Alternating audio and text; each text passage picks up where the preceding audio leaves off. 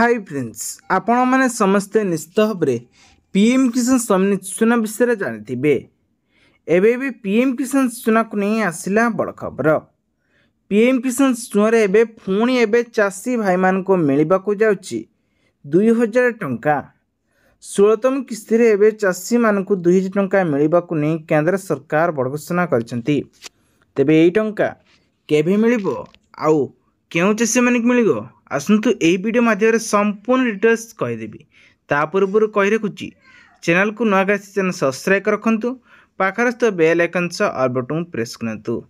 दर्शक बंधु पीएम किसान योजना को नहीं वार्षिक आय हिसाब से 6000 टଙ୍କା बंटन करा जाउतिला। प्रत्येक किस्ती रे 3टी किस्ती करी 2000 टଙ୍କା लेखा दि जाउतिला। ते वर्तमान पर्यंत सरकार कृषकों मानक 15तम किस्ती पर्यंत 2000 टଙ୍କା देइचंती।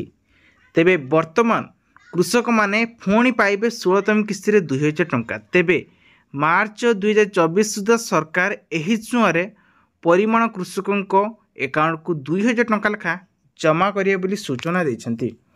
एपटे प्रतिवर्ष केंद्र सरकार एप्रिल जुलाई प्रथम किस्ती, अगस्ट रु नवेम्बर द्वितीय किस्ती एवं डिसेम्बर मासरे मध्य तृतीय किस्ती जारी करिथांती। सेहीपरि कि 2023-2024 रे कृषक माने एही चुआरे 2टी किस्ती पाइछंती। ते वर्तमान सुधा पुणी एबे 11 कोटी चाषी को एबे 2000 टଙ୍କା लेखा दिया जाय बोली घोषणा करा जायछि। तेबे आशा करूछि वीडियो निश्चित बहुत सारा आपन हेल्पिंग हेतिबो।